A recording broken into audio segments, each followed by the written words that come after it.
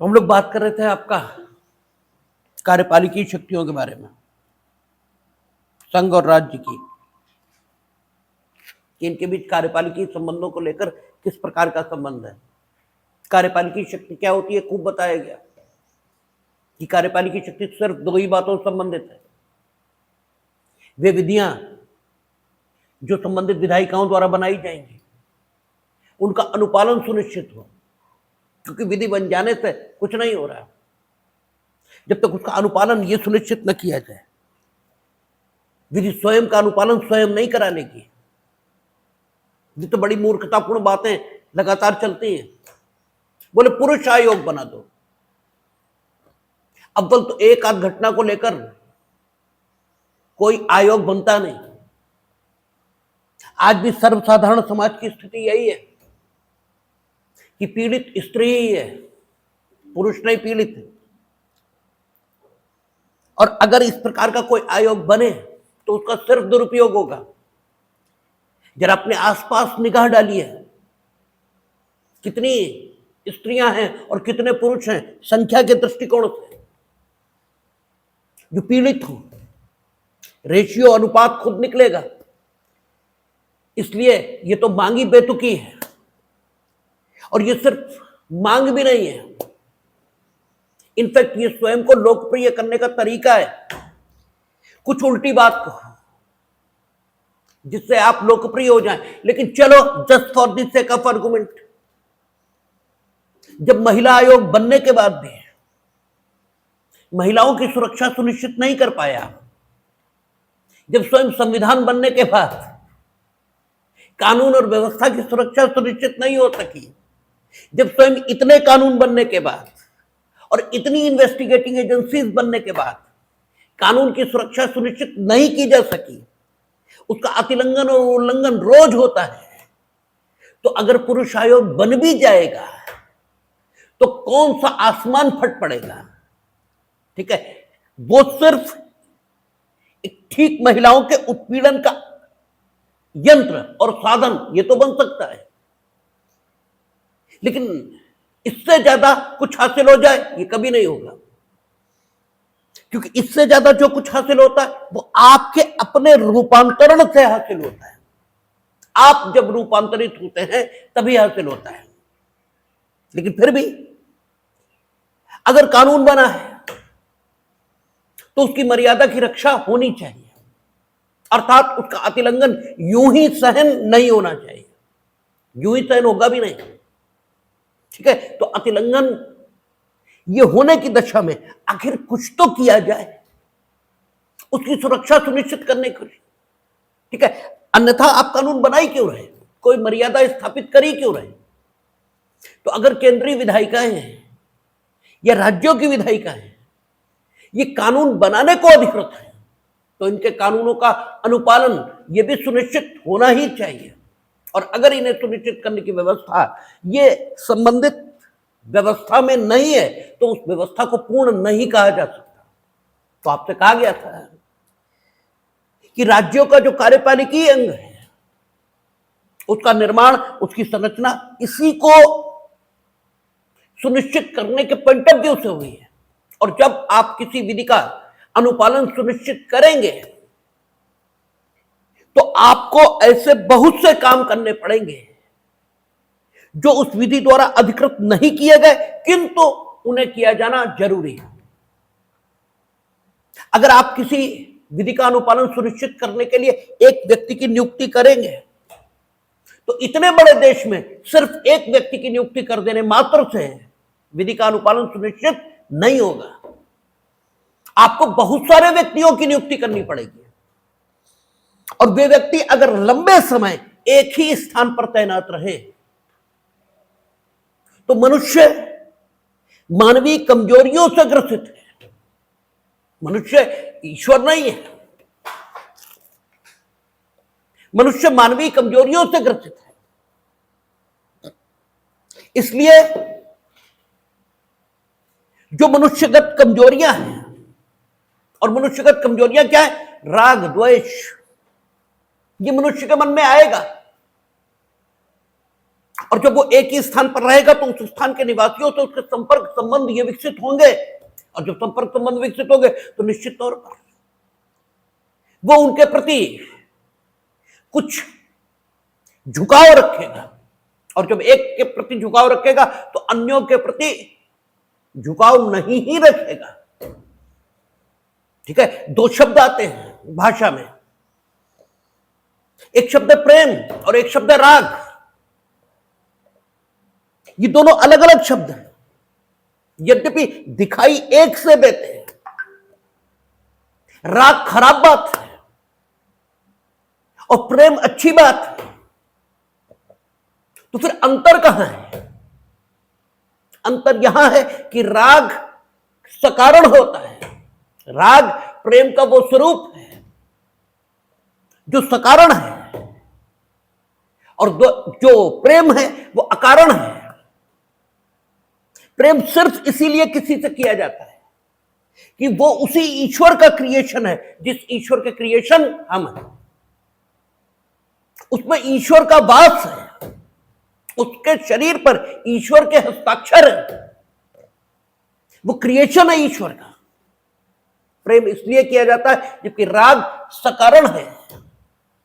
जब आप सकारण किसी से प्रेम करते हो तो उसे राग कहा जाता है। आप अपने पुत्र को इसलिए प्रेम करते हो क्योंकि कल वो आपके बुढ़ापे में आपका सहारा बनेगा, और वही पुत्र आपकी इच्छा के विरुद्ध अगर इतना सा भी कर देता है तो अगर वाकई उससे प्रेम है तो आप ये कैसे कह देते हो कि हम तुम्हें अपनी जायदाद से बेदखल करते हैं और हमारा तुम्हारा कोई मतलब आज की तिथि से नहीं है। जो महापुरुष हुए दुनिया में, वो महापुरुष प्रेम करते थे, इसलिए उन महापुरुषों पर किसी ने थूका भी तो वो थूकने वाले से नाराज नहीं हुए, क्योंकि वो जिनसे प्रेम करते हैं उनसे इसलिए प्रेम नहीं करते कि वो लोग उन पर नहीं थूकते हैं, इसलिए नहीं प्रेम कर रहे। उनके प्रेम का कारण ये नहीं है कि आप उन पर थूकते हो या उन पर थूकते नहीं हो। ठीक है, इस्लाम के पैगंबर बताए जाते हैं हजरत मोहम्मद, तो बुढ़िया कूड़ा फेंक रहे हैं। ये गौतम बुद्ध, ये महावीर, ये जितने भी महापुरुषों की श्रेणी के लोग हैं, उनके जीवन को आप देखेंगे तो उन्हें जिन्होंने कष्ट पहुंचाया उनसे भी वो नाराज कभी नहीं हुए, क्योंकि जिन्होंने उन्हें कष्ट नहीं पहुंचाया वे उनसे प्रेम इसलिए नहीं कर रहे हैं क्योंकि वे उन्हें कष्ट नहीं पहुंचा रहे, बल्कि वे प्रेम इसलिए कर रहे हैं क्योंकि उनमें वे परम तत्व या परमात्मा का दर्शन करते हैं। ठीक है, और जिसने कष्ट पहुंचाया उसमें भी वो परमात्मा है तो है ही है। तो वो थूकता है या नहीं थूकता इससे कोई फर्क नहीं पड़ता। ठीक है, वो प्रेम करने के अलावा कुछ कर ही नहीं सकते। क्यों? इसलिए क्योंकि उनकी दृष्टि, ठीक है, उस सकारण प्रेम नहीं करती है, और जब प्रेम सकारण हो तब वो राग बनता है, उसे राग कहते हैं। ठीक है ना, और जब आप एक से राग करोगे तो अन्यों से द्वेष करना होगा। ठीक है, राग और द्वेष एक सिक्के के दो पहलू हैं। राग किसे कहेंगे? जब आप सकारण किसी से प्रेम कर रहे हो, पुत्र से सकारण प्रेम है, पत्नी से सकारण प्रेम है, पति से सकारण प्रेम है। ठीक है, आपका अपने मित्रों से जो मित्रवत संबंध है वो सकारण है, इसलिए आप जीवन में किसी से प्रेम नहीं कर रहे हैं, आप सभी से राग इससे ग्रसित हो, आपको लगता भर है, ठीक है, कि हम प्रेम कर रहे हैं। और चूंकि राग में भी प्रेम का लक्षण है, भले ही कितना भी कम हो, ठीक है, भले ही कितना भी कम हो, लेकिन राग में प्रेम का लक्षण है। तो प्रेम की जो सुंदरता है वो राग को भी सुंदर बना देती है, लेकिन जो अपने में खराब चीज है उसका प्रभाव तो खराब होना ही है। तो राग एक खराब चीज है, और ये अगर आपके मन में किसी के भी प्रति है तो डेफिनेटली आप अन्यों के प्रति द्वेष की भावना रखेंगे। तो डेफिनेटली निश्चित तौर पर जब विधियों के प्रशासन हेतु, क्योंकि अगर विधि का प्रशासन ठीक नहीं हुआ, विधि का प्रशासन हुआ ही नहीं, तो फिर मतलब ही क्या बना सारी व्यवस्था का, कोई मतलब नहीं। तो विधि के प्रशासन के लिए अगर व्यक्तियों को नियुक्त किया जाएगा तो एक नहीं अनेक व्यक्तियों की नियुक्ति करनी होगी, और उन अनेक व्यक्तियों को अगर एक ही स्थान पर लगातार तैनात रहने दिया जाएगा तो उनके राग और द्वेष के संबंध वहां के निवासियों से विकसित होंगे। इसलिए लगातार परिवर्तन जरूरी है। आप यहां तैनात हो, हम वहां तैनात हो, 2 साल बाद वहां से हम यहां आ जाएं, आप वहां चले जाओ, ताकि कोई राग द्वेष ये उन लोगों में विकसित न हो जिन्हें विधियों के प्रशासन के लिए उत्तरदायी बनाया गया है। और इसकी ताकत किसी विधि में दी नहीं गई होती है। आप कोई कानून पढ़ लो, उसमें नहीं लिखा होता है कि कार्यपालिका यानी जिसके पास इन विधियों के प्रशासन की जिम्मेदारी है, वो इस विधि के प्रशासन के लिए उत्तरदायी लोगों को एक स्थान से दूसरे स्थान पर स्थानांतरित कर पाएगी, ऐसा नहीं लिखा होता है। लेकिन ये जनरल एडमिनिस्ट्रेशन, सामान्य व्यवस्था का भाग माना जाएगा, क्योंकि अगर ये नहीं करेंगे तो विधियों का सामान्य प्रशासन नहीं हो सकता। ठीक है, इसलिए आपसे कहा गया था कि कार्यपालिकी शक्ति 2 बातों से संबंधित है, एक विधियों का प्रशासन और दूसरा सामान्य व्यवस्था को बनाए रखना। ठीक है, आपसे कहा गया था कि सामान्य व्यवस्था को बनाए रखना। आपसे यह भी कहा गया था कि एक और कमी आ सकती है, विधि बनाते समय अपनी व्यस्तता के कारण विधायिका ऐसा कर सकती है कि मोटे मोटे विषय का विधायन कर दे, विधि के संबंध में मोटे मोटे प्रावधान बना दे, और शेष के संबंध में जो उस काम को करने के लिए जरूरी हो वो सब करने का हक किसे दे दे, कार्यपालिका को या किसी अन्य प्राधिकारी को। फिर वो कार्यपालिकी प्राधिकारी या कार्यपालिका जो कुछ करेगा उस काम को करने के लिए आवश्यक वो प्रत्यायोजित विधायन होगा। अब यह भी हो सकता है, आपसे यह भी कहा गया था कि विधायिका विधि बनाए, प्रत्यायोजित विधायन की शक्ति भी ना दे, यह भी संभव है, क्योंकि अंततः विधायिका के चुनाव हर 5 वर्ष पर होंगे। हर 5 वर्ष पर होने वाले चुनावों में वहां सब समझदारी पहुंच जाएंगे, कोई गारंटी नहीं।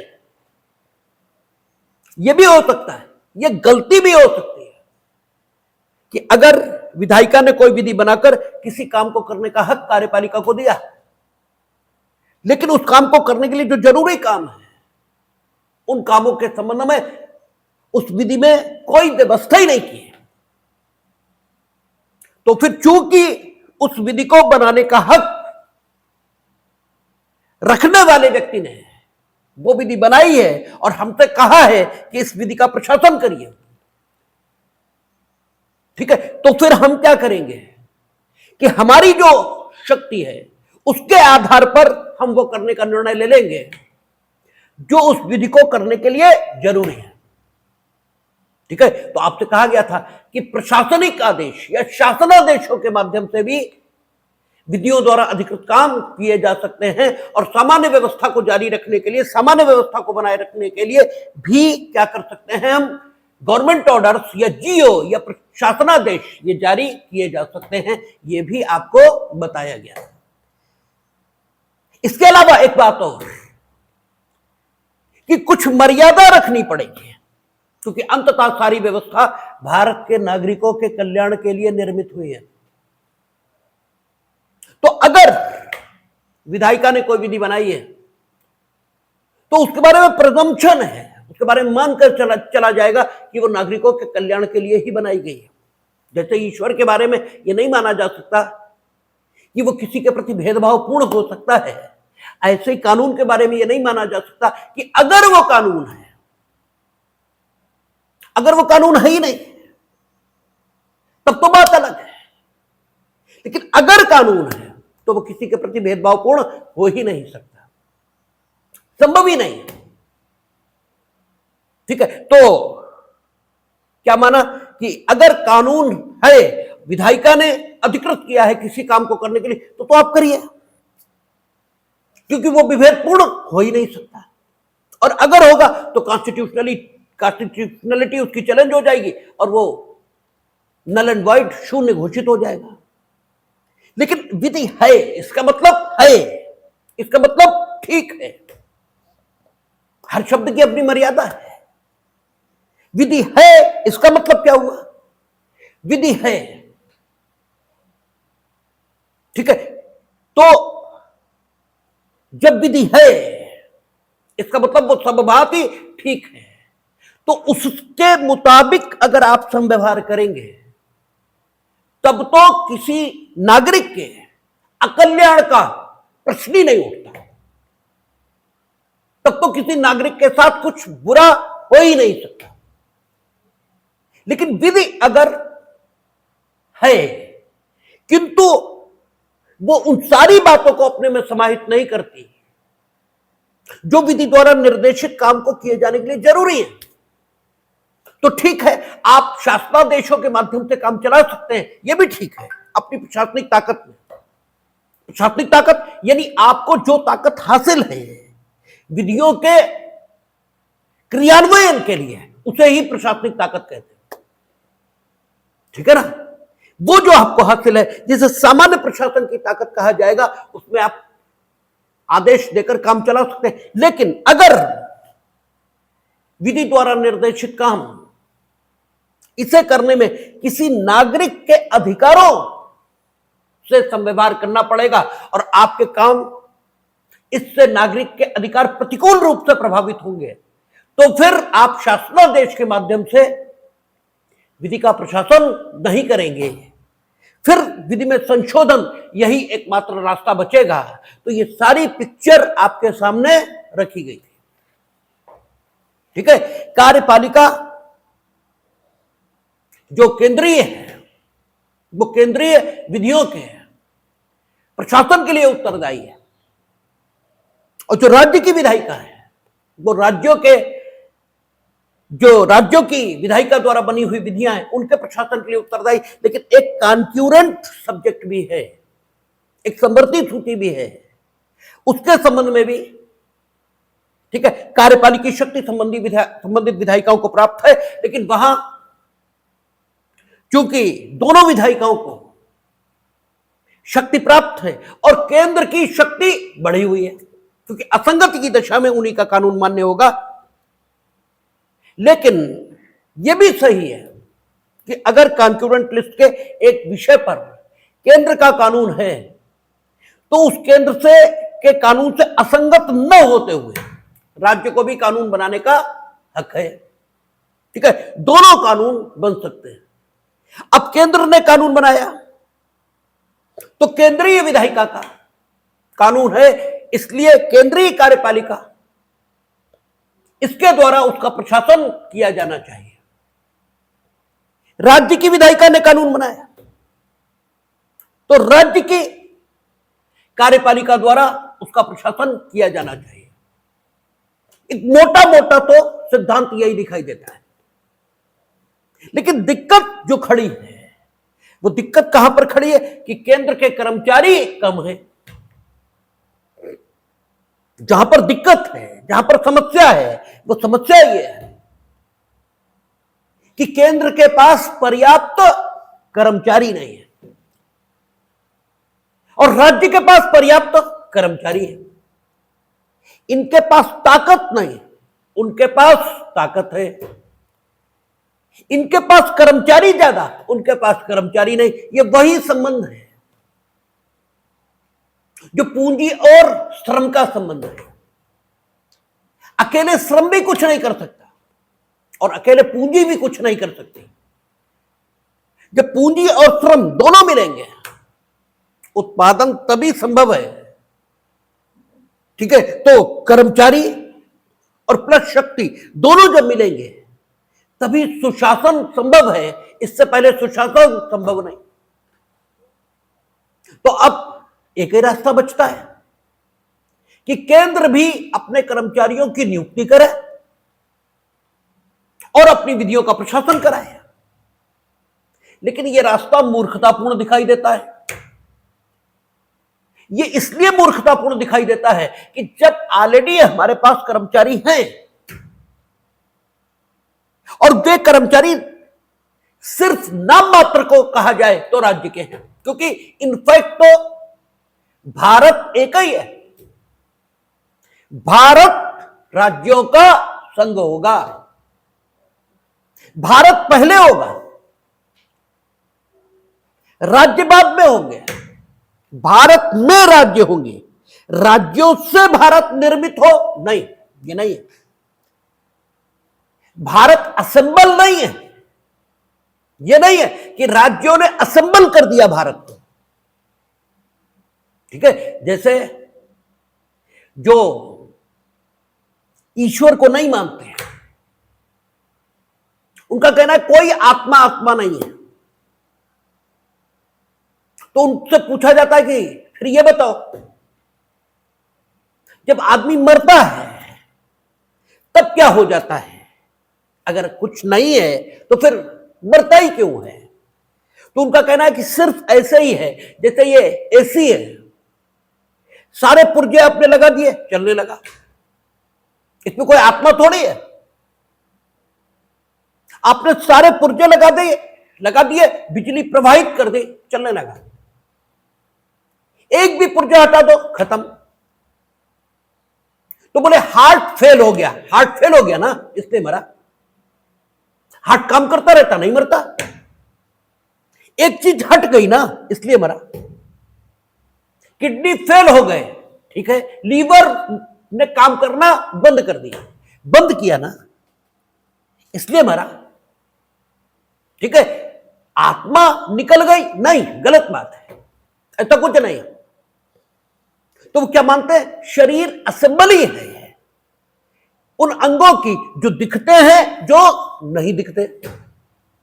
दिल दिखता नहीं, लीवर दिखता नहीं, किडनी दिखती नहीं, दिमाग दिखता नहीं,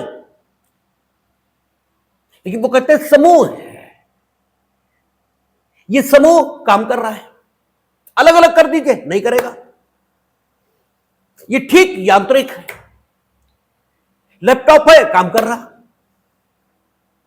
सारी चीजें लगी हुई हैं, सब अपना अपना काम कर रही हैं। एक भी काम करना बंद करे, बंद। इसमें ईश्वर कहां से आ गया? उनका तर्क ये है, ये सिर्फ तर्क है मेरे दृष्टिकोण से, लेकिन फिर भी तर्क तो है ही। और चूंकि तर्क यहां उपयोगी है अवधारणा को समझने के लिए, इसलिए हम दे रहे हैं। क्या कहता है कि भारत राज्यों का संघ होगा, राज्यों का संघ भारत कहलाएगा, यह नहीं है, यह बात ही दूसरी हो गई। राज्यों का संघ भारत कहलाएगा, बात अलग है, और भारत में राज्य होंगे, अलग बात है। राज्यों का संघ भारत कहलाएगा, मीनिंग दैट भाई पहले राज्य थे, उन्होंने किसी भी ढंग से, संधि के माध्यम से या किसी भी ढंग से परस्पर एकत्रीकरण की प्रक्रिया को संपन्न किया,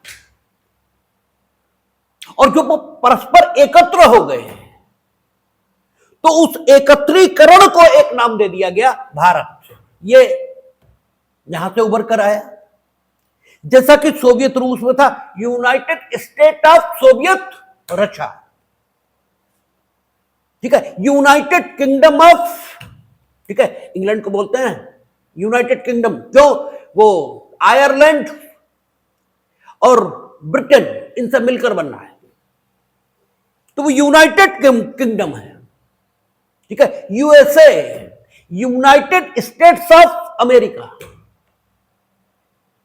ठीक है, वो राज्यों का एकत्रीकरण है। उस एकत्रीकरण को नाम दिया गया है अमेरिका, इंग्लैंड आदि आदि जो भी है। यहां क्या है, भारत ये राज्यों का संघ होगा। ठीक है, तो भारत, ठीक है, राज्यों का संघ होगा, मीनिंग देयर भाई भारत पहले है। India will be the union of states, Bharat पहले है, उसमें राज्य है, राज्य खत्म हो जाए भारत फिर भी रहेगा, सब राज्य खत्म कर दो तो भी भारत रहेगा। हमने राज्यों की जो व्यवस्था अपनाई है वो अपनी जरूरत के कारण अपनाई है, क्योंकि हमें भारत के प्रत्येक भाग का विकास करना था, इसलिए अपनाई। ठीक है, तो सीधी बात है, जब पूरा भारत एक है और सिर्फ सुव्यवस्था और सुशासन के लिए हमने अलग अलग सरकारों की और अलग अलग विधायिकाओं की और अलग अलग न्यायपालिकाओं की स्थापना की, अलग अलग इसलिए नहीं कि हम आपसे दुराव रखते हैं या हम आपको पसंद नहीं करते हैं, अलग अलग इसलिए कि क्या पता हाईकोर्ट से ही आदमी संतुष्ट हो जाए, ऊपर जाने की जरूरत ही ना पड़े, तो व्यवस्था सस्ती रहे, व्यवस्था जल्दी मिले। ठीक है ना, व्यवस्था का लाभ जल्दी और निचले स्तर पर ही व्यक्ति को मिल जाए, ऊपर तक जाने की जरूरत न पड़े, मजबूरी में जाना पड़े तो जाए, ये सोचकर व्यवस्था बनाई गई है।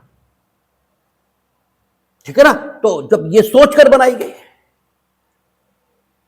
तो निश्चित तौर पर यह विकल्प बेवकूफी का है कि केंद्र अपने कर्मचारियों की भर्ती करे, ये प्रश्न ही मूर्खता का है। क्यों करे, है तो राज्य के कर्मचारी, नागरिकता तो इकहरी है, पूरा देश तो एक ही है, तो केंद्र अपने कर्मचारी अगर नियुक्त करे तो ये मूर्खता के अलावा और क्या है।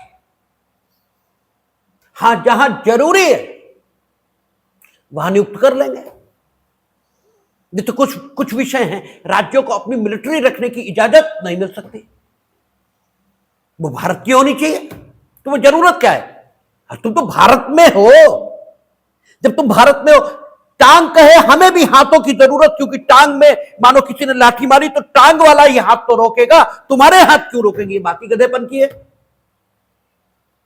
अरे हाथ तो पूरे शरीर के हैं, सिर पे वार करेगा तो भी हम रोकेंगे, टांग पे करे क्योंकि कर तो हम पे रहा। बोले नहीं, टांग का हाथ अलग होगा, सिर का हाथ अलग होगा, हाथों के हाथ अलग होंगे, आंखों के हाथ अलग होंगे, तो सब हाथ ही हाथ होंगे, फिर तो होगा क्या।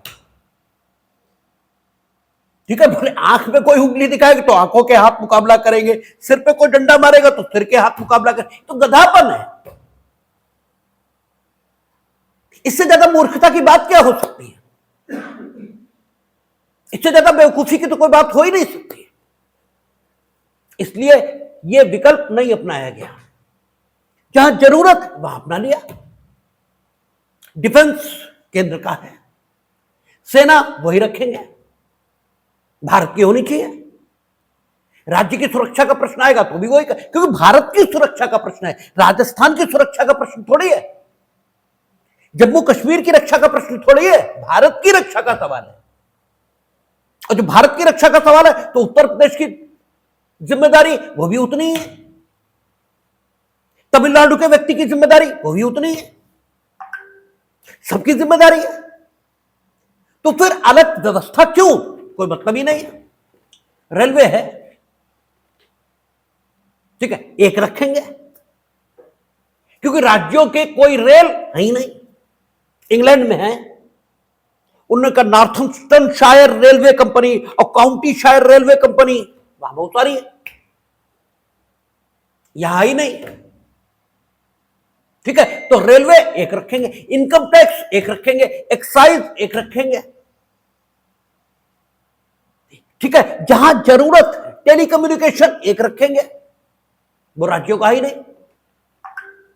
लेकिन जहां जरूरत नहीं, पुलिस काहे के लिए बनाए। अगर केंद्र कोई विधि बनाएगा जो कानून और व्यवस्था संबंधित होगी तो पुलिस करेगी, राज्यों का भी विषय होगा, कॉम्प्लिकेटेड होगा, सीबीआई करेगी। ठीक है, राज्यों में भी कोई दिक्कत होगी और स्पेशलाइज्ड इन्वेस्टिगेशन की जरूरत होगी, ईडी करेगी। एनसीआरबी वो जो ठीक है नार्कोटिक्स के लिए बनाया है, ठीक है, वो करेंगे, एनआईए करेगी। राज्यों में कोई आतंकवादी घटना होगी तो ये दोहरी व्यवस्था क्यों बनाई जाए, इसका कोई ताल्लुक नहीं दिखता, इसका कोई मतलब नहीं दिखता, ठीक है, तो नहीं बनेगी। लेकिन सवाल यह है कि कानून केंद्र का, देखिए आदर्श की बातें करने से भी बहुत काम नहीं चलता, धरातल पर उतरना पड़ेगा, धरातल पर। अब सिर्फ आदर्श की बातें करते रहे, इससे कुछ नहीं हो रहा। आपको ये मानना होगा कि आदमी धूर्त है, आपको ये मानना पड़ेगा। अब वो सिर्फ धूर्तता आदमियों के ही साथ नहीं कर रहा, वो अपनी स्मार्टनेस ईश्वर को भी दिखाता है। जरा कभी सोचो, तुम प्रार्थना करते हो, चाहे नमाज करते हो, चाहे कुछ करते हो, और कुछ नहीं होता, कुछ भी होता ही नहीं, तुम्हारे जूते और चोरी हो जाते हैं, ठीक है, तुम प्रार्थना करने जाते हो तो तुम्हारे जूते और चोरी होते हैं, कुछ मिलने के बजाय जूते चुरवा कर तुम घर वापस आते हो। और जिनके जो महान व्यक्ति बताए गए उन्होंने भी वही किया, और उन्हें कुछ मिला है ये उनके चेहरे से दिखाई देता है, उन्हें बताने की जरूरत नहीं है। तुम परेशान हो, तुम अशांत हो, तुम चिंतित हो, तुम अवसादग्रसित हो, ठीक है, वो शांत हैं, प्रसन्न हैं, खुश हैं, ठीक है, उन्हें ईश्वर मिला या नहीं मिला इससे कोई मतलब नहीं। तुम ढूंढ क्या रहे हो जिंदगी में? शांति, प्रसन्नता, ठीक है, सद्भाव, यही तो ढूंढ रहे हो। क्या ढूंढ रहे हो जिंदगी में? क्यों करना चाहते हो बढ़िया नौकरी? इसलिए क्योंकि तुम्हें लगता है बढ़िया नौकरी शांति दे देगी, ऐसा लगता है तुम्हें। ये सिर्फ लगना ही साबित होगा, ऐसा होगा कभी नहीं। ये सिर्फ लगेगा तुम्हें, ऐसा कभी नहीं होगा, ठीक है, क्योंकि वही है ना, हम तो पहले भी कहते हैं मोहब्बत कर लो, जी भर लो, जी किसने रोका है, ठीक है, पर बड़े गजब की बात है, इसमें भी धोखा है। तो आप कर लो नौकरी, जिन्होंने नौकरियां की वो बड़े शांत हैं, बड़े प्रसन्न हैं, उनमें तो एक भी शांत और प्रसन्न नहीं है, ठीक है, वो कुछ और चाहते हैं। और ये और की दौड़ ही सांसारिक व्यक्ति की दौड़ है, और ये कभी खत्म नहीं होगी, ये कभी खत्म होती ही नहीं, ठीक है, क्योंकि और की दौड़ है, और जबकि शांति तुम्हारे अपने में है। तो वो जिन्हें ईश्वर को उपलब्ध कहा गया, वो ईश्वर को उपलब्ध हुए नहीं हुए इस पर विवाद है ही नहीं। इसकी बात करो, वो शांत और प्रसन्न दिखते हैं या नहीं दिखते हैं? तुम जीवन में क्या चाहते हो? शांति और प्रसन्नता, यही तो चाहते हो, और वो उन्हें उपलब्ध है, तुम्हें नहीं उपलब्ध है, ठीक है। तुम मंदिर जाते हो, जूते चुरवा के आते हो, और वो जाते हैं तो सिर्फ प्रार्थना करते हो, चले आते हो। तो फर्क कहां पर है? फिर तो कोई फर्क होगा, कोई तो अंतर होगा, ठीक है, जिसकी वजह से उनकी प्रार्थना सुनी जा रही और तुम्हारी प्रार्थना सुनी नहीं जा रही।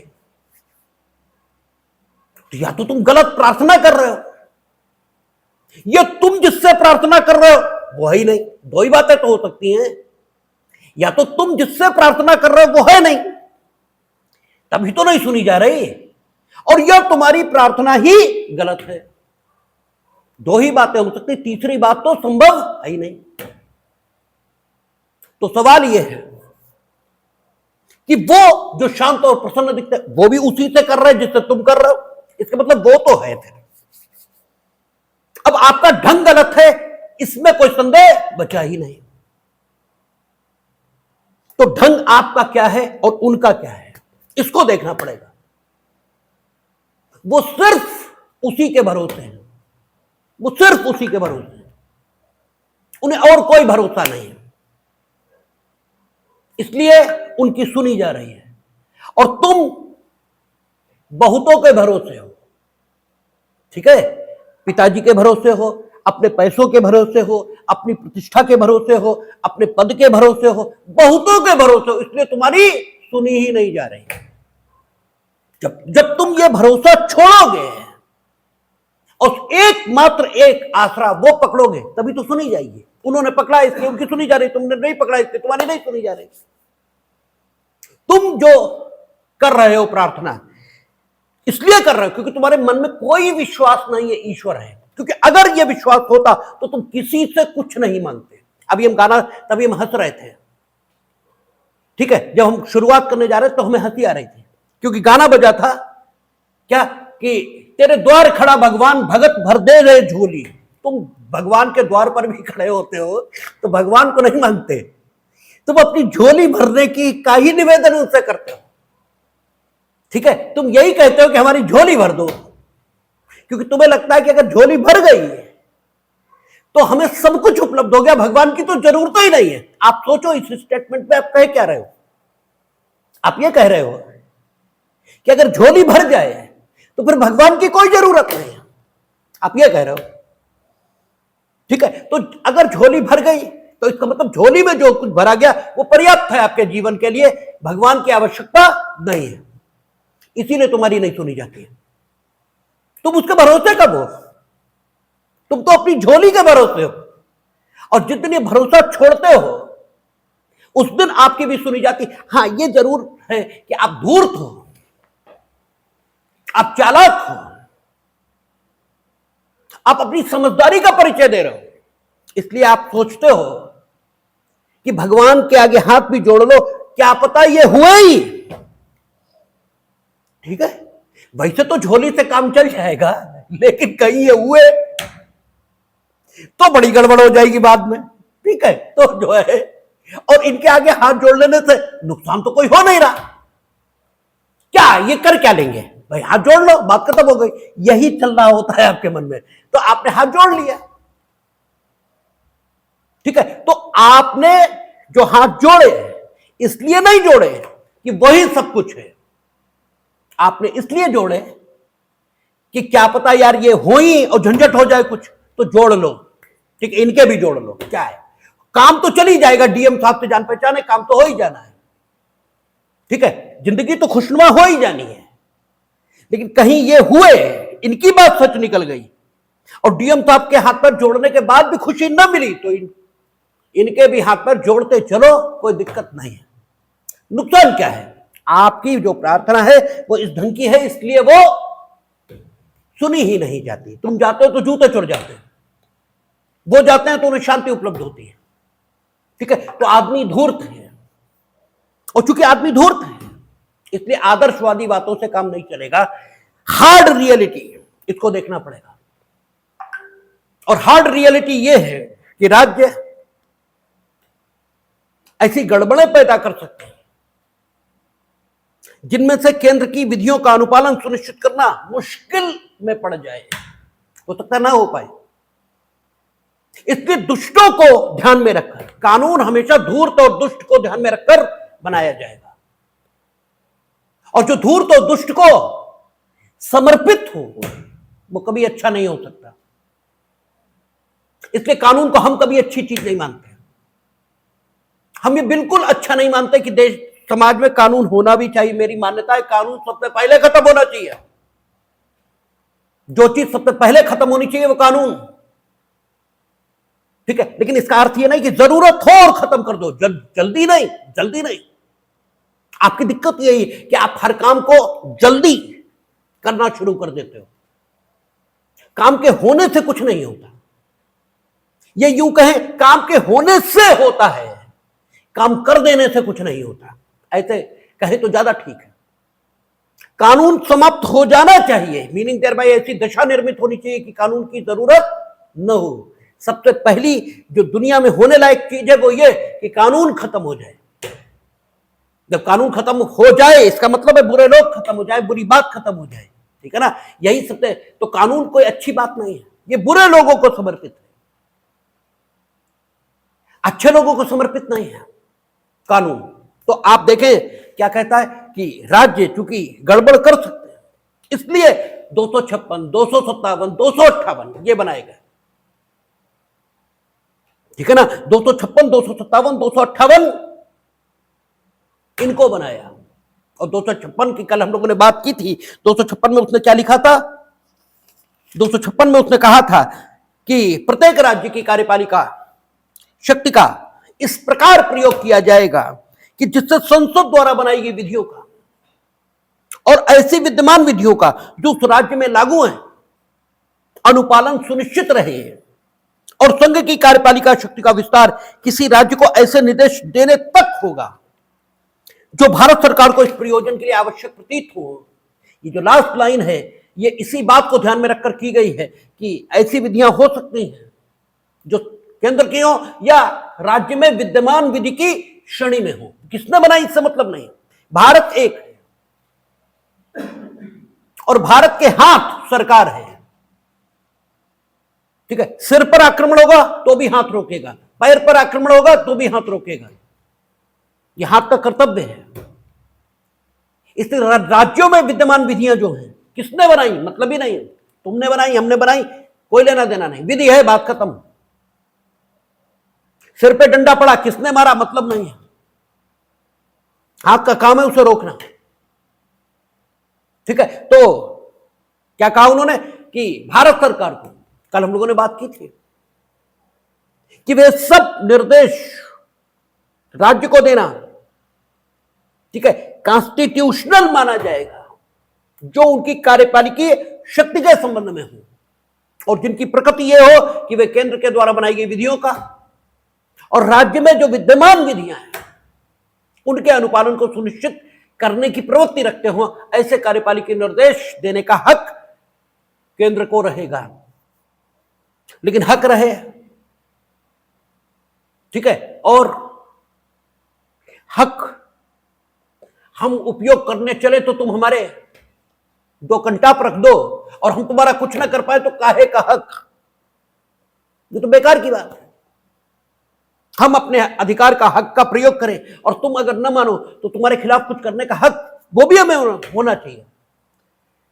तो हम लोग अनुच्छेद 365 पढ़ते हैं, 365 कहता है कि केंद्र ने अगर कोई कार्यपालिकी निर्देश दिया है, ठीक है, और आपने उसे नहीं माना, आपने मीनिंग देयर बाय राज्य ने, तो केंद्र के लिए निष्कर्ष निकालना विधिपूर्ण होगा कि संबंधित राज्य का प्रशासन संविधान के प्रावधानों के अनुसार नहीं चलाया जा रहा।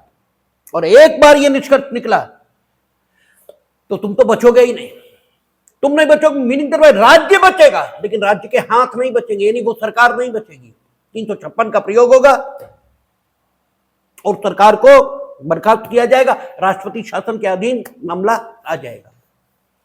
ठीक है, तो जो निर्देश देना आवश्यक प्रतीत हो, आपसे चर्चा हुई थी कि पश्चिम बंगाल में उन्होंने अपने हितों के लिए, ठीक है, उस कानून को लागू करने से मना कर दिया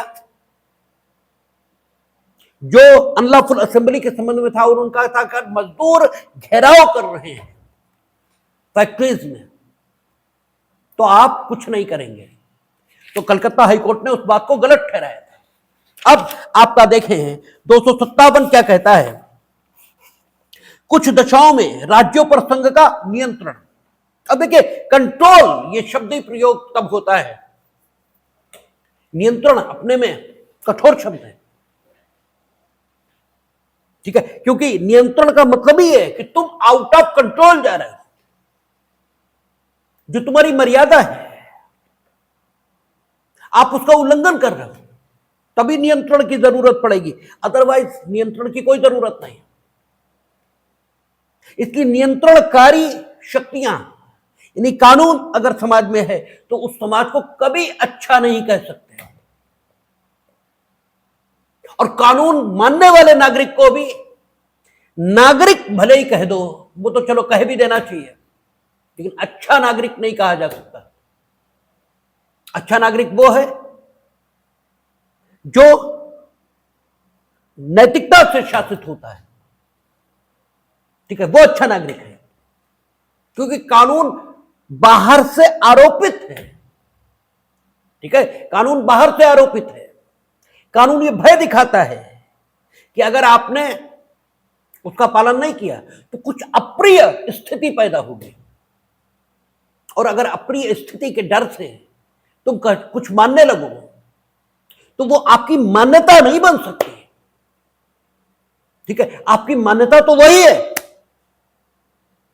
जो आप भय से नहीं, अंतःकरण के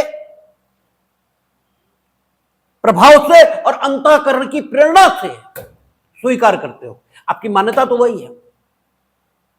ठीक है, अगर डर से आप कुछ माने ले रहे हो तो वो आपकी मान्यताओं का भाग नहीं है, वो आपकी विवशताओं का भाग है। और व्यक्ति या वस्तु कोई हो, उसका यह स्वभाव है कि वो विवशताओं से मुक्त हो जाना चाहता है। यही कारण है कि व्यक्ति को मौका मिलते ही वो कानून तोड़ता है। जैसे ही उसे ये सुविधा हासिल होती है कि वो कानून तोड़े भी और कोई उसे कानून तोड़ते देखे नहीं, वैसे ही वो कानून तोड़ता है, चाहे हम हो और चाहे आप हो, कोई हो। और कानून तोड़ना इस प्रकार कि कोई देखे नहीं, और कानून तोड़ने के जो परिणाम हैं उनसे आप बच जाओ, ये समाज में बुद्धिमत्ता के प्रतीक के तौर पर स्थापित हुआ है। ठीक है ना, आप देखो ना। और वाकई जो चीज आप विवशता में स्वीकार कर रहे हो, अगर उससे बच जाते हो आप, ठीक है ना, और उस चीज से बच जाने के जो प्रभाव हो सकते हैं उन्हें आप बचा ले जाते हो, तो वाकई ये बुद्धिमत्ता है, वाकई ये बुद्धिमत्ता है। इसलिए गलत नहीं है, ये बिल्कुल सहज स्वाभाविक है कि कानून के प्रभावों से कानून तोड़कर भी बच जाने वाला बुद्धिमान समझा ही जाएगा, क्योंकि इन एक्चुअल वो बुद्धिमान है। क्यों? कानून बाहर से आरोपित है, कानून को आपने स्वीकार नहीं किया है। और कानून जब आपकी नैतिकता के अनुकूल होगा, ठीक है, तो फिर आप उसके उल्लंघन की सोच ही नहीं सकते, क्योंकि आपकी मान्यता उसके उल्लंघन की इजाजत नहीं देगी। आप उसका उल्लंघन कर ही नहीं सकते। सामान्यतः व्यक्ति चोरी नहीं करता है, ठीक है ना। जिस रूप में चोरी कानून में दंडनीय बनाई गई उस रूप में नहीं करता, बाकी तो करता ही है। बाकी तो पोस्ट चुरा लेते हो, विचार चुरा लेते हो, ये तो सब करते ही हो, ठीक है, लेकिन उस रूप में नहीं करता, क्योंकि वो आपकी नैतिक मान्यता के अनुकूल है। तो नैतिकता ये बड़ी चीज है, कानून ये बड़ी चीज नहीं है, क्योंकि कानून विवशता पैदा करता है, और जब विवशता होगी तो व्यक्ति विवशता से मुक्त होने का प्रयत्न करेगा ही। ये बड़ा सहज स्वाभाविक है, इसमें कुछ भी अस्वाभाविक नहीं है, ठीक है। और आपको जब नियंत्रण में रखा जाता है तो आप अच्छा अनुभव नहीं करते, लेकिन अच्छे लोग नियंत्रण इसे व्यवस्था के रूप में स्वीकार इसलिए करते हैं क्योंकि कई बार यह अंतिम उपाय है और कोई उपाय ही नहीं। क्या करें, मान ही नहीं रहे हो, सब कुछ करके देख लिया, कोई लाभ नहीं हुआ, ठीक है, तब मृत्युदंड देंगे। तुम्हारी हरकतों से तुमने जो किया वो कोई कर ही नहीं सकता। सामने वाला दुश्मन भी हो उसके साथ भी ऐसा नहीं करेगा, वो तुमने कर दिया, ठीक है। मामला विरल से विरलतम है, अब देंगे मृत्युदंड, क्योंकि अब सारी सीमाएं टूट गई, कोई सीमा ही नहीं बची। तो नियंत्रण ये अंतिम उपाय है और इसे अंतिम रूप से ही उपयोग में लाया जाता है, लेकिन इसकी व्यवस्था होनी चाहिए क्योंकि इसकी जरूरत हो सकती है, ठीक है। तो 257 कहता है, प्रत्येक राज्य की कार्यपालिका शक्ति का इस प्रकार प्रयोग किया जाएगा। पहले तो कर्तव्य रख रहे हैं ना, पहले तो कर्तव्य कि प्रत्येक राज्य अपने में निहित कार्यपालिकी शक्ति का इस प्रकार प्रयोग करे, यानी ऐसे ना करे, ऐसे ना करे कि केंद्र की जो कार्यपालिकी शक्ति का प्रयोग है उसमें बाधा आने लगे, ऐसे ना करे। तो पहले तो उन्हीं से अपेक्षा, ठीक है ना। जैसे कोई भी कोरेसिव प्रोसेस अपनाते हैं, हम लोग लैंड लॉस पढ़ते हैं, लैंड लॉस में क्या होता है, वे धनराशियां जो भू राजस्व की भांति वसूली योग्य विभिन्न अधिनियमों में घोषित की गई है। जैसे बिजली का बकाया भू राजस्व की वसूली की भांति वसूला जा सकता है। विभिन्न प्रकार के सरकारी देय भू राजस्व की वसूली के भांति, भू राजस्व की बकाया की वसूली जैसे की जाती है वैसे वसूले जा सकते हैं। और भू राजस्व की वसूली के उपाय 7 हैं, वो लैंड लॉज में दिए गए। उनमें पहला क्या है? मांग पत्र उपस्थित करना। तो पहला है मांगिए, तो मांगने से देगा आदमी, क्यों नहीं देगा? ठीक लोग दे ही देंगे। हमें याद पड़ता है जब मोदी जी, योगी जी प्रधानमंत्री मुख्यमंत्री हुए तो उन्होंने सबसे पहले यही कहा कि अरे बिजली का बिल तो भेजो यार आदमी के घर। तुम भेजते कब हो? बिजली का बिल भेजो, आधे तो वैसे ही पे कर देंगे। और सही है, हमारे घर हम भी पे नहीं करते, आता ही नहीं था तो क्या पे करें। और ये मानवीय थोड़ा आलस से, हालांकि हमें जाके पे करना चाहिए, लेकिन ये आलस से आ जाता है तो पे कर देते हैं। उन्होंने जैसे भेजना शुरू किया पे करना शुरू कर दिया। तो मांग पत्र तो रखो, ठीक है। तो 7 तरीके हैं जिनमें सबसे अंतिम है बंद करना 14 दिन के लिए, सबसे अंतिम है, पहला नहीं है, ठीक है। तो पहले तो निवेदन ही किया जाता है। तो पहले निवेदन कर रहा है, कहता है प्रत्येक राज्य की कार्यपालिका शक्ति का इस प्रकार प्रयोग किया जाएगा जिससे संघ की कार्यपालिका शक्ति के प्रयोग में कोई अड़चन ना आए। इस प्रकार किया जाएगा, ठीक है ना, कोई अड़चन ना आए। अब आएगी ही तो उसका इलाज आगे है फिर, ठीक है। पहले आपसे अपेक्षा कि कोई अड़चन ना आए, विधियों का अनुपालन सुनिश्चित रहे, उसके लिए जो आवश्यक निर्देश हो 256। आपसे अपेक्षा है कि कार्यपालिका शक्ति का प्रयोग इस प्रकार करें कि कोई अड़चन केंद्र की कार्यपालिका शक्ति के प्रयोग में ना आए। इस प्रकार कार्यपालिका शक्ति का आप प्रयोग करें, ठीक है ना, या उस पर कोई प्रतिकूल प्रभाव ना पड़े। और संघ की कार्यपालिका शक्ति का विस्तार राज्य को ऐसे निर्देश देने तक होगा जो भारत सरकार को इस प्रयोजन के लिए आवश्यक प्रतीत हो।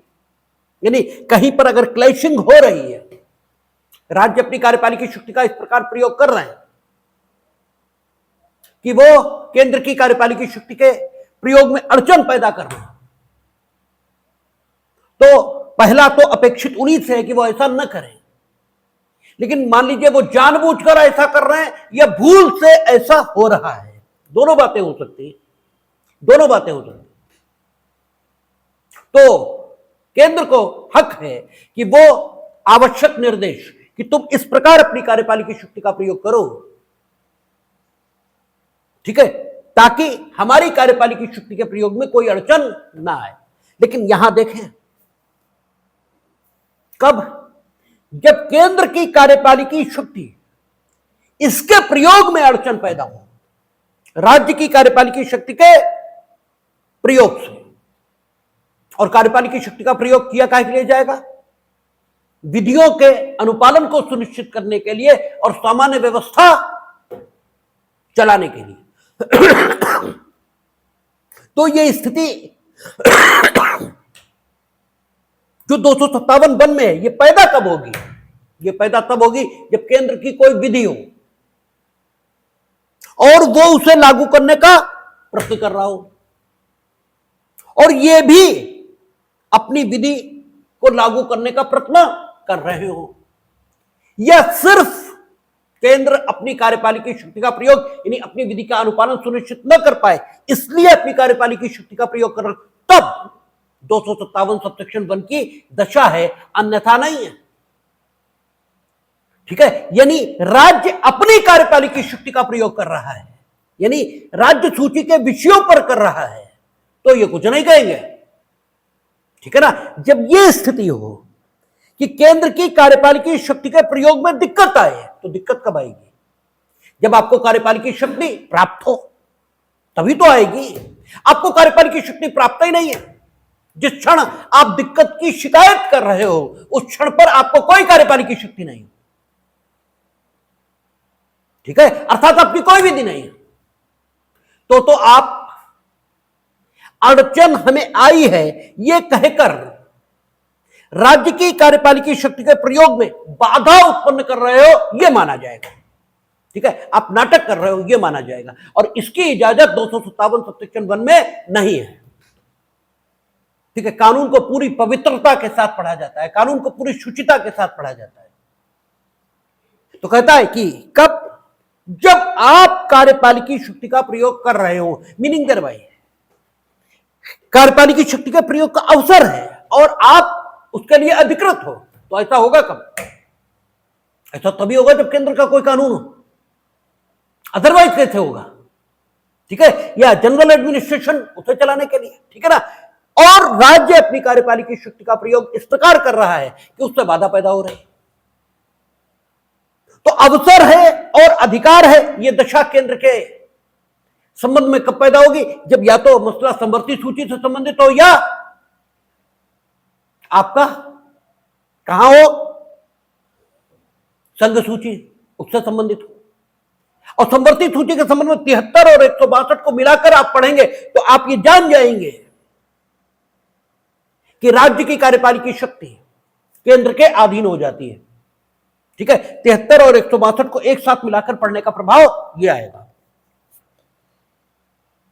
ठीक है, तो इसका मतलब यह हो गया कि केंद्र अपनी कार्यपालिकी शक्ति का प्रयोग कर रहा था और राज्य अपनी कार्यपालिकी शक्ति का इस प्रकार प्रयोग कर रहा था कि उससे केंद्र की कार्यपालिकी शक्ति के प्रयोग में समस्या आ रही थी। और यह दो कारणों से हो सकता है, एक राज्य जानबूझकर ऐसा कर रहा है और यह भूलवश हो रहा है, लेकिन दोनों ही दशाओं में राज्य के मार्गदर्शन हेतु केंद्र की ओर से कार्यपालिकी आदेश दिया जाना जरूरी है, क्योंकि एक्सट्रीम हम एक साथ नहीं चल सकते।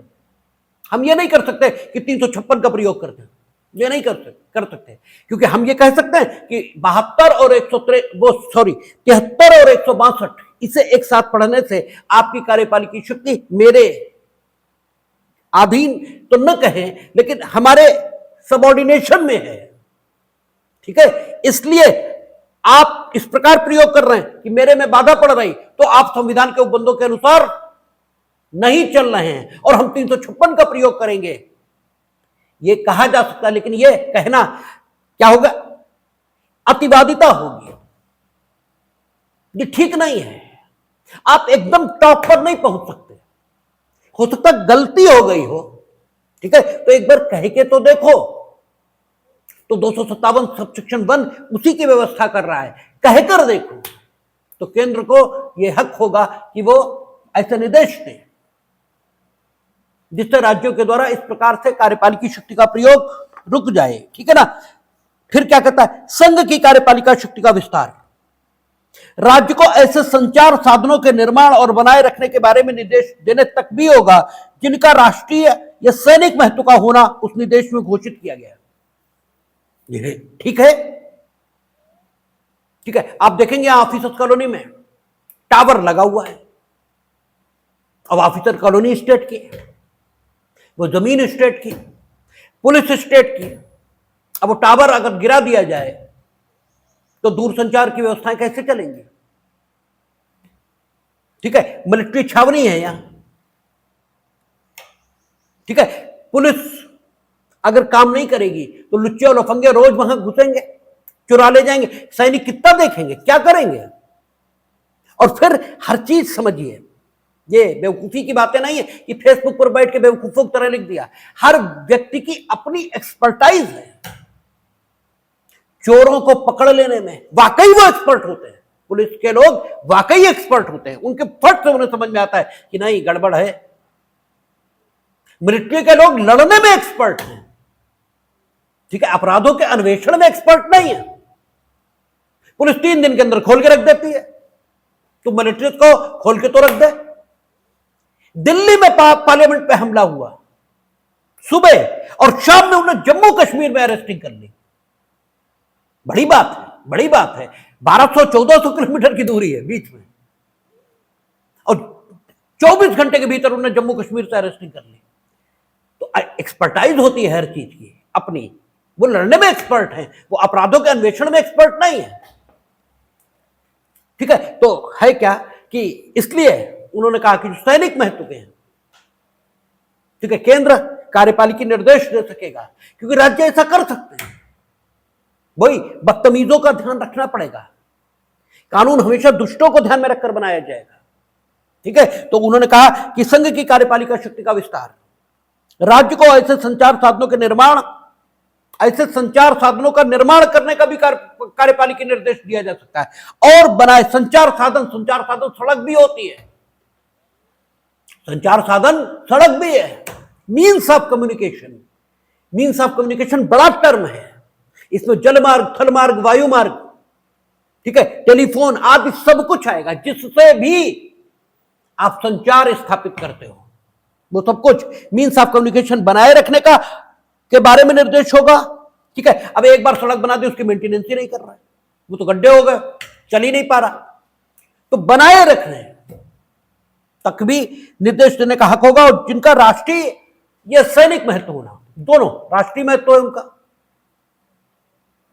ठीक है, आपका बौद्ध विहार है, उसका राष्ट्रीय महत्व है, ताजमहल है, राष्ट्रीय महत्व है, ठीक है ना। तो जिनका भी राष्ट्रीय सैनिक महत्व है, उन तक संचार के साधन बनाए रखना, इसके बारे में निर्देश देने का भी हक उन्हें है, क्योंकि वे भारत के राष्ट्रीय महत्व के चिन्ह हैं। ठीक है ना। फिर कहता है, परंतु इस खंड की कोई बात, किसी राजमार्ग आ गया मार्ग, ठीक है, कितने राजमार्ग या जलमार्ग को राष्ट्रीय राजमार्ग या राष्ट्रीय जलमार्ग घोषित करने की संसद की शक्ति को, अथवा इस प्रकार घोषित राजमार्ग या जलमार्ग के बारे में संघ की शक्ति को, अथवा सेना, नौसेना और वायुसेना संक्रमण विषयक अपने कृत्यों के भाग रूप संचार साधनों के निर्माण और बनाए रखने की संघ की शक्ति को निर्बंधित करने वाली नहीं मानी जाएगी। संघ को विशेष शक्ति है कि वो स्टेट हाईवे को कभी भी नेशनल हाईवे घोषित कर सकती है, किसी भी जलमार्ग को नेशनल, ठीक है, वो जलमार्ग घोषित कर सकती है, ठीक है, अपने आप संकल्प बना सकती है। जैसे उन्होंने सीमावर्ती क्षेत्रों में वो अपने विभागों से सड़क बनवाते हैं, क्योंकि सीमावर्ती क्षेत्रों में कभी भी टैंक ले जाने की जरूरत पड़ेगी, ठीक है, और हर चीज हमें ध्यान में रखनी पड़ेगी, हर चीज। अव्वल तो पीडब्ल्यूडी बनाएगी तो साले कमीशन खा जाएंगे, ठीक है, पैसा बना कर देंगे, टैंक हमारा वहीं गड्ढे में बैठ जाएगा, पहुंचेगा ही नहीं, ठीक है। ये हम मजाक की बात कर रहे हैं, लेकिन फिर भी पीडब्ल्यूडी की वो एक्सपर्टाइज नहीं हो सकती कि मिलिट्री वाहन, ठीक है, वो जितने भारी होते हैं, वो कितने चौड़े होंगे, क्या उसके बारे में एक्सपर्टाइज नहीं हो सकती, तो केंद्र अपने से बनवाता है, ठीक है, अपने संसाधनों का उपयोग करता है। तो उस शक्ति को निर्बंधित करने वाले ये कि भाई तुम तो निर्देश दे सकते हो, बनाएंगे तो हम ही, ये नहीं, वो भी कर सकते हैं, ठीक है। नदी मार्ग, जल मार्ग, इन्हें राष्ट्रीय मार्ग घोषित कर दें, संचार के साधन या कोई, ठीक है, राष्ट्रीय सैनिक जो महत्व का विषय है, उस तक जो संचार के साधन है वो अपने हम विकसित कर लेंगे, उसके लिए भी रोक नहीं है, अन्यथा इन्हें निर्देश दे देंगे कि तुम करो, ठीक है, तो इन्हें करना होगा। फिर क्या कहता है चौथा, जहां खंड 2 के अधीन संचार साधनों के निर्माण बनाए रखने के बारे में, अथवा खंड 3 के अधीन किसी रेल के संरक्षण के लिए किए जाने वाले उपायों के बारे में, अच्छा 3 भी है, संघ की कार्यपालिका शक्ति का विस्तार किसी राज्य में रेलों के संरक्षण के लिए किए जाने वाले उपायों के बारे में उस राज्य को निर्देश देने तक भी होगा, यानी रेलों के संरक्षण के बारे में।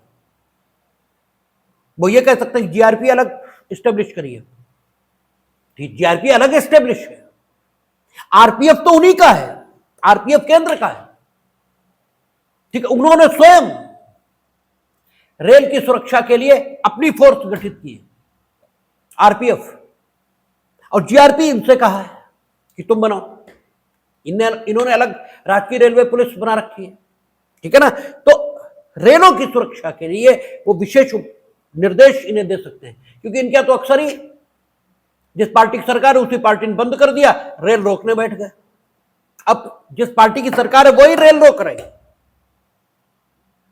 तो पुलिस तो कुछ करेगी नहीं, ठीक है। अब पुलिस कुछ नहीं करेगी तो प्रदर्शनकारी हटेंगे कैसे, और नहीं हटेंगे तो रेल का संचालन बाधित होगा, तो वो कार्यपालिका निर्देश इन्हें दे सकते हैं हटाइए, और फिर अगर इन्होंने नहीं हटाया फिर 365 और 356 सब कुछ है, फिर तो ये हटाएंगे ही हटाएंगे, फिर चाहे डंडा मारें चाहे कुछ करें, ठीक है, फिर ये हटाएंगे।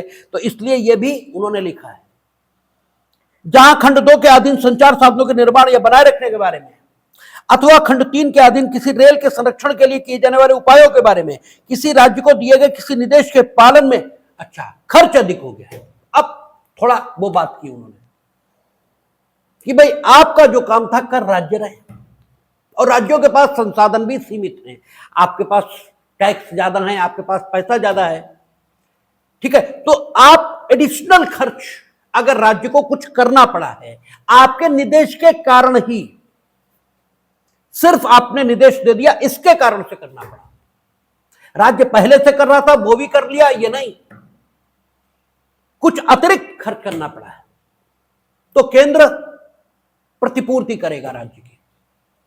और अगर झगड़ा हो जाएगा कि तुम 100 खर्च हुए तुम 1000 मांग रहे हो, तो chief justice of India arbitrator appoint करेगा और वो आर्बिट्रेटर ये तय करेगा कि कितना दिया जाए। यही लिखा होगा, देखते हैं, दिया गया किसी निर्देश के पालन में उस खर्च से अधिक खर्च हो गया है जो यदि ऐसा निर्देश नहीं दिया गया होता तो राज्य के प्रशामान्य कर्तव्यों के निर्वहन में खर्च होता। यानी अगर उतना ही खर्च हुआ जितना राज्य अपने काम करता तो खर्च होता, तो कुछ नहीं, ज्यादा खर्च हुआ है तब, ठीक है, वहां उस राज्य द्वारा इस प्रकार किए गए अतिरिक्त खर्चों के संबंध में भारत सरकार द्वारा उस राज्य को ऐसी राशि का जो करार पाई जाए, यानी या तो तय कर लीजिए आपस में कितना देना है, और या करार के अभाव में ऐसी राशि का जिसे भारत के मुख्य न्यायमूर्ति द्वारा नियुक्त मध्यस्थ अवधारित करे संदाय किया जाएगा।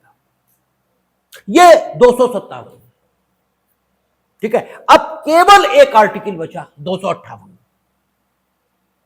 वो बचा, और चर्चा 298 की भी होगी क्योंकि वहां भी कार्यपालिकी शक्ति राज्यों और केंद्रों को दी गई है।